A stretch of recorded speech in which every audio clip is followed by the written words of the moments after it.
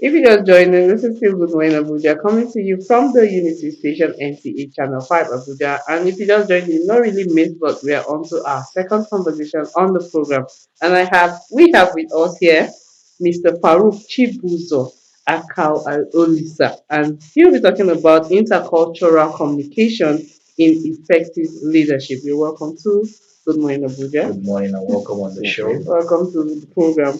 Okay, so we're going to begin with like you're looking all calm to begin with. If you're wondering, we're talking about intercultural communication, and then you're not looking like okay. So we'll begin with you. Okay. How can leaders promote inclusivity and diversity within teams through intercultural communication? Because now we're dealing with looking at Nigeria now to begin with. We have so many languages, so many ethnic groups, and all that. So how does this come in? Okay, thank you very much. Let me begin with saying that intercultural communication Mm, is the ability to communicate within different cultural contexts, exactly. right? Like you mentioned, we have many ethnic groups, many tribes in Nigeria. So, Mm-hmm. ability for you to be able to communicate across diverse cultures, that is intercultural communication. Okay. Now, it is a fast evolving trend Mm-hmm. looking at the growth of civilization and globalization. You have to be able to communicate effectively to raise your corporate culture. Let's say in your organization Mm-hmm. where you have a team that you are building, you have to make sure that you're able to create a platform that allows them to understand the importance of intercultural communication. Exactly. Then you'll be able to give them a chance to be able to express themselves because the idea is that each and every member of the team will be able to have empathy, tolerance, acceptance, respect for other people's culture. So, Okay. yes, Mm. this is the point because if you do not have that scenario where people appreciate other people's culture, it may lead to several kind of misunderstanding. Exactly. So, as a manager or as a founder of an organization, Mm. you should make it a priority to raise your corporate culture around intercultural awareness. Mm. So you make it like a building block because of the society that is evolving very fast, Mm-hmm. even with the advent of different kind of technologies. Exactly. So you have to blend these things so that people can be able to understand each other in a workplace and be able to function effectively. Okay. Um, you know, I like the way you just captured what intercultural communication represents. Now let's bring this to the topic at how which is how it is supposed to impact leadership as Mm-hmm. opposed to build better leaders. Now let's mirror this with who a leader is, what qualities should a leader possess, and how do this communication, intercultural communication now help. Okay. A leader is like someone who is a mirror that other people see through him or her. Mm. So you should be able to be in a position to distinguish yourself, to be able to lead, accept, tolerate, and be able to carry others along. So within that scenario, as a leader, you should be able to make intercultural awareness or intercultural communication a priority Okay. because the people who are following you must have come from different backgrounds. Mm-hmm.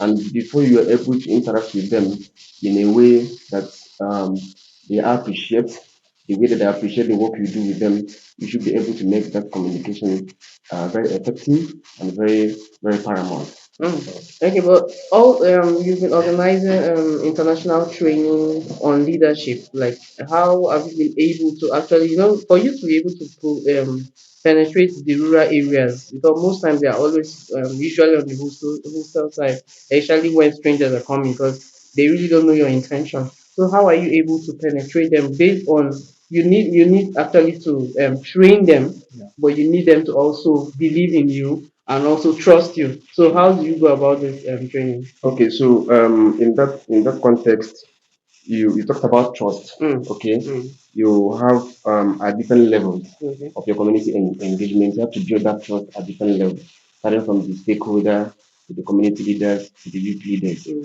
Because you can't just go to in a community where you are not known, Exactly. then maybe perhaps you don't even understand their language. Mm. Do you understand? Then you think you can actually execute a project successfully. No. Mm. So you need to start from scratch, build that trust, through a robust engagement. So by the time people start, getting that trust with you, and also you should also take into consideration language barrier. Mm. So in that context, you can actually get a translator, somebody Okay. who understands the Understand. local Okay. language. You can just make yourself part of them, because they said if you want to catch a monkey, you have Mm-hmm. to, do like one. So you have to always try to be with them. Don't, segregate yourself. Perhaps Mm. there are some things you don't like about their culture Yeah, or you the want to. environment. Even if they serve you food, eat with them, Mm. drink with them. So give them that sense of, belonging, sense of oneness, Okay. sense of, that, they actually feel appreciated. Mm. And that's where you can easily begin to bring them together and, successfully impact on Yeah, them. you wanted to. You started with the international training, and then trying to bring it home here to Nigeria. And then, how has it been? You trying to organize same thing. You know, when you organize an international training, it might be a different thing altogether, bringing it back home here. So how has it been? Okay, yeah. We are currently organizing a virtual leadership program Okay. with an organization called Future Leaders Training from Iraq, Okay. to focus on the role of diversity and intercultural communication in raising young generation of future leaders. Oh, okay. Right. So the experiences you have learned, try to communicate that across different social groups, across different demographies. Mm. Also shapes our understanding on how people can actually respond, in being part of this, change, Okay. right? So narrowing down in our own local environment, Mm. of course, it's also very helpful, because you should be able to, identify what works on a global scale and be able to see if you can domesticate it. Yeah. Mm-hmm. Yeah. Mm-hmm. Okay. Well, this is beautiful talking about the training you're organizing, and let's look at this. Who do you intend to be the beneficiaries? You gave a general statement saying the youth, the young people to become future leaders, but should they possess any particular qualities that should qualify them to be part of this training? And if so, how do they go about this training? Okay. We call this the Global Leadership Training 2024. Our focus is on raising young people, especially undergraduates, Okay. Okay. right? So it's kind of high level leadership training. So Okay. we are looking at people with some level of leadership experience already. So we have drafted a criteria to be able to select the right candidate. So we are looking, just like I said, people with some amount of leadership experience, but they are looking forward to get more knowledge and how we can equip them more, to be able to not just to impact in their community, but also globally. So Okay. we are looking at people with some level of leadership experience already. Okay. This is So not just anyone. It's actually a screening process, kind yeah, of. of course, we Okay. have a robust screening Okay, so process. what happens now after the training? After people come out and get this training, what happens after that? It's not just maybe if you're an entrepreneur, you come to learn how to bake cake. After the training, you're expected that okay, you set up and start baking your cake. So what happens now after you go for the training? Yeah, it's okay. At Culture of Peace Foundation, our mission is to promote peace and nonviolence through empowerment and mentorship. Okay. Because we look at peace building from a multi perspective, that you don't preach an empty stomach. You don't preach peace to an empty stomach. Mm. People, are kind of hyper.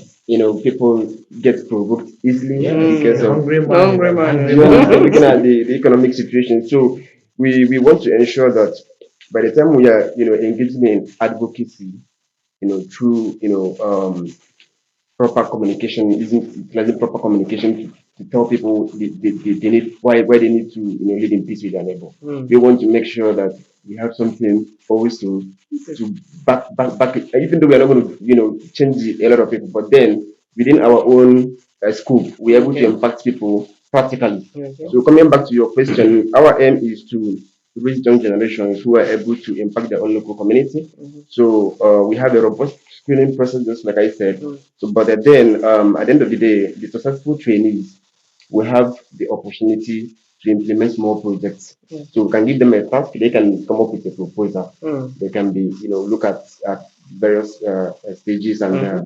once hopefully the fundings are available, Available. we will be Okay, able to. usually. Okay, I'm going to now lead into my next question. What are the challenges? Because there's usually no success story without challenges. Even if at the end of the day, you'll be like, you don't know what you actually go through. So, what are the challenges you encounter or you've encountered so far? Well, I can say the challenge is, of course, is basically time. Okay. Yeah, because working in non-profit settings, of course, this is something we do out of passion. To be able to also um, develop ourselves more and be able to impact positively to our community. Mm. But we also have other things we do. Mm-hmm. So teamwork and building that team together, you be able to manage people according to their timing, and Okay. so it is not usually easy because whatever you do is around documentations, innovations, thinking, and so it's like a fast job Yeah. that requires a lot of time. So time is mostly Yes. then Okay. of course, funding can always be challenged in every establishment, Mm-hmm. right? Not Usually. not just for not just for Almost non-profit. everybody. Not Fun is just for usually the non-profit, problem. It's everywhere. not just for non-profit. So, but hopefully we will be looking in various ways we can always, always fund to support the project that we do and see how it can be beneficial to young people.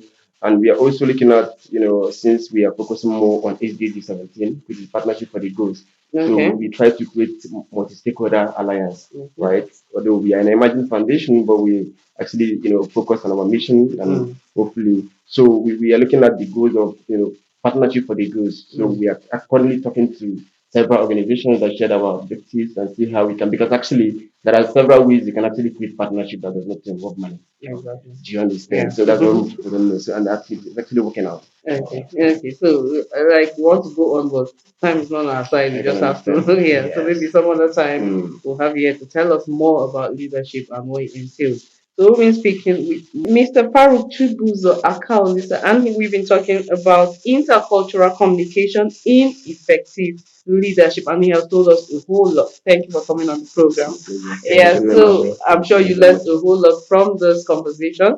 We'll go on a short break, and after that, the program continues.